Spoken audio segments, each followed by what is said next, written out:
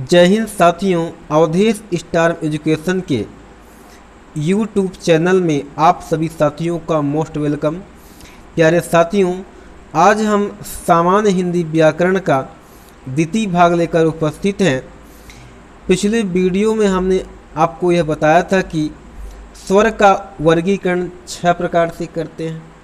पहला उत्पत्ति के आधार पर, दूसरा कालमान या मात्रा के आधार पर, तीसरा उच्चारण के आधार पर, चौथा ओष्ठ प्रयोग के आधार पर, पांचवा जी प्रयोग के आधार पर और नंबर 6 मुख विवर के आधार पर। आइए पहले पॉइंट की शुरुआत करते हैं उत्पत्ति के आधार पर। उत्पत्ति के आधार पर स्वर के भेद दो होते हैं।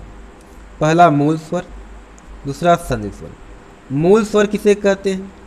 ऐसा स्वर जिनका निर्माण केवल एक खंड से होता है, उसे मूल स्वर कहते हैं। मूल स्वर की संख्या 4 है।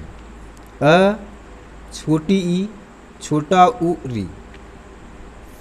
संधि स्वर की बात करते हैं। ऐसा स्वर जिनका निर्माण दो स्वरों से मिलकर होता है, उसे संधि स्वर कहते हैं।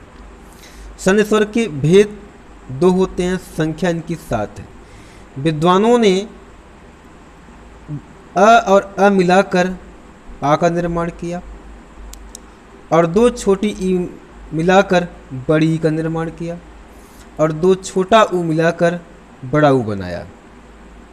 इसी प्रकार री और री मिलकर बड़ा री बन जाना चाहिए था, परंतु बड़ी री का कंसेप्ट हमारे व्याकरण में नहीं है, अतः हमें इसका परित्याग करना पड़ेगा।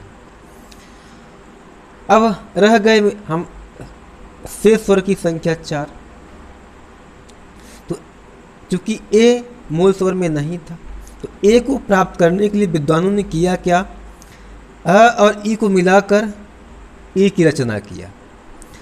उन्हें अ प्राप्त करना था, तो इसी अ को ए से मिला दिया, तो अ की रचना हो गई। अब उन्हें ओ प्राप्त करना था, तो अ को उ से मिलाया तो ओ का निर्माण हो गया। उन्हें औ प्राप्त करना था, इस अ को ओ से मिला दिया तो औ का निर्माण हो गया। इस प्रकार इनकी संख्या 4 हो गई।